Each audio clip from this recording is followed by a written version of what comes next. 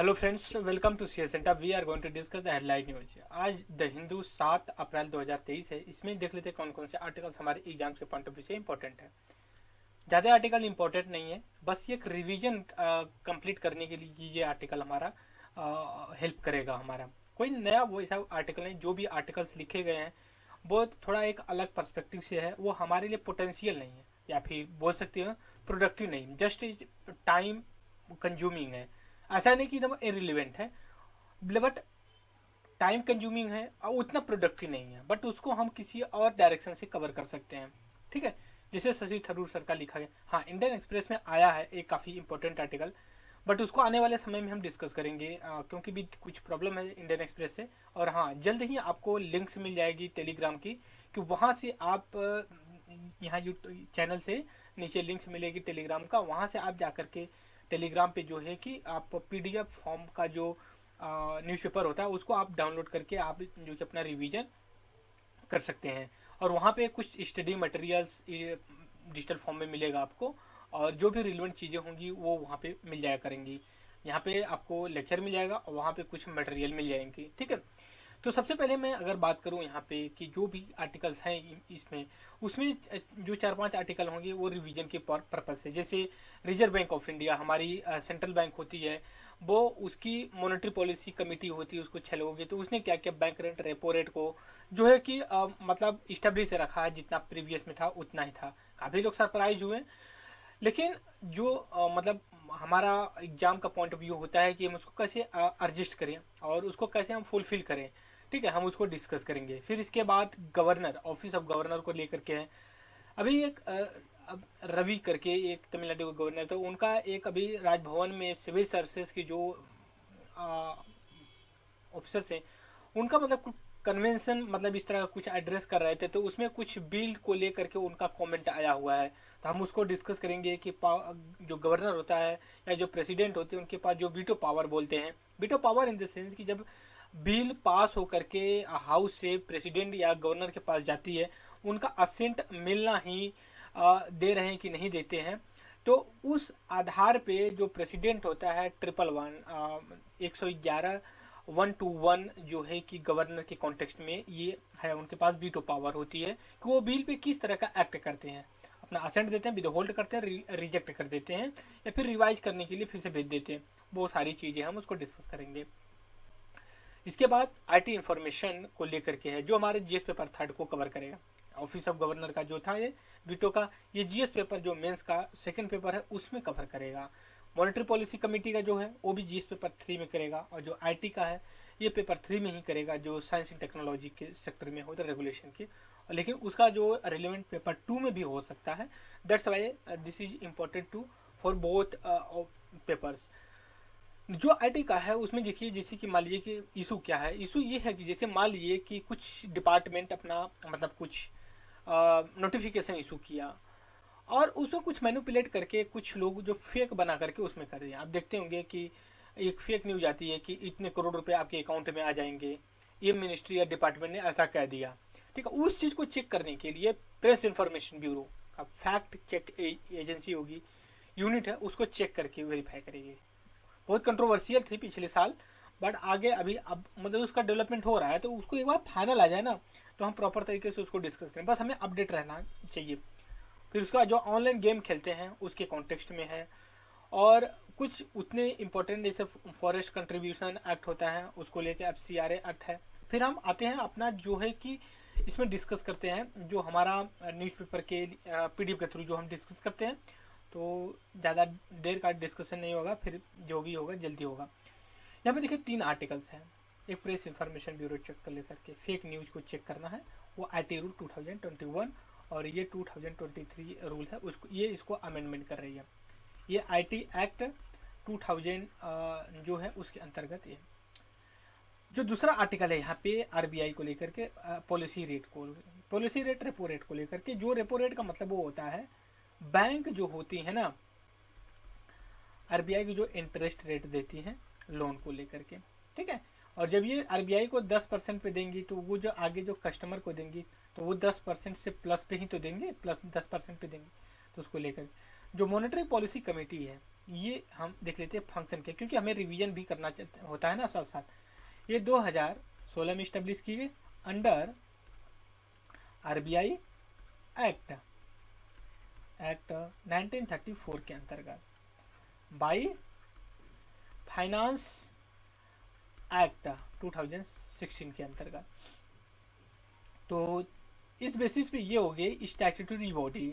Statutory body का मतलब ये हो जाता है संविधानिक, कि एक कोई एक्ट के अंतर्गत बनाई गई है। जैसे ये आरबीआई एक्ट 1934 के अंतर्गत बनाई गई, और ये ग्रुप ऑफ 6 पीपल है, ठीक है। ये 6 लोगों का है ग्रुप। एक सेकंड फिर से बना देते हैं, 6 लोगों का।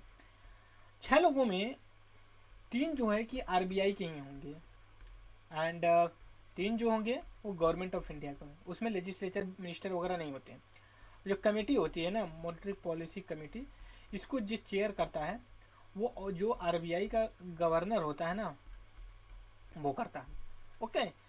और ये जो बिल होती है ना 4-2 से पास होनी चाहिए, और ये जो अभी लेटेस्ट पास हुआ है वो 5-1 से पास हुआ है, ठीक है। इस पर आपको पता है। और इनके पास कास्टिंग वोटिंग होती है, अगर टाई हो जाता है तो इनके पास डिसाइसिव वोटिंग का पावर होता है।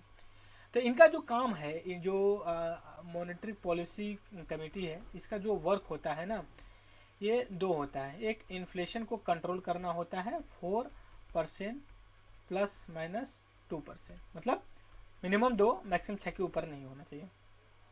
दूसरा इकोनॉमिक ग्रोथ को लेकर के होता है। Is that clear? हमने रिवीजन भी कर लिया, काम भी हो गया।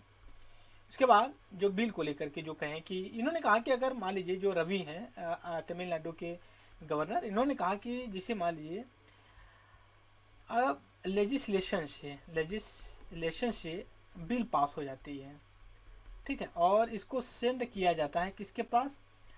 सेंटर के कॉन्टेक्स्ट में प्रेसिडेंट जो राष्ट्रपति होते हैं, और स्टेट के कॉन्टेक्स्ट में गवर्नर होते हैं। गवर्नर को लेते हैं क्योंकि कॉन्टेक्स्ट भी गवर्नर का ही है ना। गवर्नर अगर ये कहते हैं विद होल्ड का मतलब है कोई रिएक्शन नहीं, नो रिएक्शन। इनका एक कहना है कि इसका मतलब ये हो गया ना, बिल लैप्स हो गई या फिर इसकी डेड हो गई, अब आगे कुछ नहीं हो सकता है इसका। अब हम बैकग्राउंड देख लेते हैं ना। जैसे मान लीजिए लेजिस्लेशन है, ठीक है, वहाँ पार्लियामेंट भी हो जा सकती है। यहाँ पे लिखते हैं लेजिस्लेशन, पार्लियामेंट भी इसमें हो सकती है, और स्टेट असेंबली भी हो सकती है। इसमें बिल आती है, फिर दोनों हाउस पास कर देते हैं। दोनों हाउस का मतलब सेंटर के कॉन्टेक्स्ट में लोकसभा, राज्यसभा, और यहाँ स्टेट के कॉन्टेक्स्ट में स्टेट लेजिस्लेटिव असेंबली और काउंसिल होती है। काउंसिल हालांकि पूरे स्टेट में नहीं, 6 स्टेट में है। कभी मौका मिला अगर पॉलिटी को पढ़ने का ढंग से तो ज़रूर हम पढ़ेंगे। तो बिल फिर सेंड किया जाता है हेड ऑफ स्टेट, मतलब प्रेसिडेंट या गवर्नर के पास। इनके पास जो प्रेसिडेंट होते हैं इनके पास, और जो गवर्नर होते हैं इनके पास बीटो पावर होती है। बीटो पावर इन द कॉन्टेक्स्ट में कि आप क्या रिएक्शन देते हो। तो इनको जो अंडर आर्टिकल 111 के अंतर्गत दिया गया, और इनको 121 के अंतर्गत दिया गया, और रिएक्शन क्या देखते हैं, विद होल्ड कर लें, रिजेक्ट कर दें, या नो एक्शन कर लें, या फिर रिटर्न कर दें, ठीक है। तो ये जब करते हैं तो इनको डिफरेंट डिफरेंट वीटो के नाम से जानते हैं। पॉकेट वीटो, सस्पेंसिव वीटो, ठीक है, ये सारी वीटो होती हैं, 4-5 वीटो होती हैं। कभी डिस्कस करेंगे फुर्सत में एकदम आके। तो ये हमने फ्रंट पेज पे डिस्कस किया। एंड इसके बाद अगर मैं बात करूँ आप लोगों से इस चीज़ को लेकर के, यहाँ पे देखिए जो आम आदमी पार्टी है दिल्ली में, उसके एक जो विधायक मतलब थे मिनिस्टर, उनको PMLA prevention of money laundering act के अंतर्गत इन्फोर्समेंट डायरेक्टर ने फिर से बेल मतलब अपील फाइल की है। इसके बाद देखिए होता क्या है ना, जो पॉलिटिकल पार्टी होती है, यहाँ पे डिस्कस है, जो पॉलिटिकल पार्टी होती है 2 तरह की होती हैं। एक नेशनल पार्टी होती है, उसके बाद एक स्टेट पॉलिटिकल पार्टी होती है, या फिर लोकल पॉलिटिकल पार्टी होती है। आपको इनके लिए ना कुछ क्राइटेरिया होती है, उसको फॉलो करना पड़ता है। तो अभी क्या है, जब गुजरात का इलेक्शन हुआ था ना, तो उसमें जो आम आदमी पार्टी है, आप जो एक क्राइटेरिया होता है कि आप नेशनल पार्टी बन जाओ, उसको फुलफिल कर लिए। तो इलेक्शन कमीशन ऑफ इंडिया ने अभी कोई एक्शन नहीं लिया था, लेकिन अभी वो कहा है कि 13 अप्रैल से पहले हम इसको ले लें, क्योंकि अभी देखिए कर्नाटका में ना इलेक्शन होने जा रहा है, ठीक है। तो इसको लेने जा रहा है, तो हम अगर हमें कभी फुर्सत मिला तो हम डिसाइड करेंगे कि कौन नेशनल पार्टी है, कितना है, कैसे है। यहाँ पे वही देखिए कि इनको एड्रेस करें, सिविल सर्विस एस्पिरेंट को एड्रेस कर रहे हैं। मेरे अकॉर्डिंग अगर मैं बात करूँ कि इस पे जो एस्पिरेंट होते हैं उनको इस तरह की अगर कुछ पॉलिटिकल मोटिवेशन के हिसाब से उनको स्पीच किया जाए, I think this is not good for aspirant. That's my opinion. आप भी सही हो सकते हो, मैं नहीं कह रहा हूँ कि सोशल साइंस इसीलिए पढ़ी जाती है कि एब्सोल्यूट नहीं होती है और अलग अलग चीज़ें होती हैं। फिर उसके बाद देखिए एक एमएलए प्रोटेस्ट कर रहे हैं, किसके कॉन्टेक्स्ट में, ये पाराम बीकुलम टाइगर रिजर्व, ये जो है कि आपका केरला में पड़ जाता है, ठीक है। कॉन्टेक्स्ट क्या, वहाँ की जो एलिफेंट है ना उनको ट्रांसलोकेट किया जा रहा है, ठीक है। कहाँ से, इडुक्की से जो है कि मुथुपुरचलम, जो कि इनको ट्रांसफ़र किया जा रहा है। तो हमारे एग्जाम की पॉइंट ऑफ व्यू से इम्पोर्टेंट क्या है, ये जो क्या बोलते हैं, परम बिकुलम जो नेशनल पार्क है वो क्या है, कैसे है, ठीक है। बायोडाइवर्सिटी और कैप्टिव प्लेस है, रिजर्वर है। फिर उसके बाद ये वाटरफॉल वहाँ पे होता है, रोलिंग है, हेल्दी बायोडाइवर्सिटी है, ये सारी चीज़ें। बस आप उस पार्क का नाम याद रखिए किस स्टेट में पाया जाता है। इसके बाद अगर मैं नेक्स्ट लूँ, देखिए शशि थरूर सर ने लिखा है, ठीक है। और है ऐसे के लिए सही हो सकता है बट उतना प्रोडक्टिव नहीं है। ये राम राज के बारे में लिख रहे हैं, ये उनका आर्टिकल काफ़ी यूनिक होता है, बट मैं नहीं सोचता कि इसमें टाइम ज़्यादा वेस्ट किया जाए।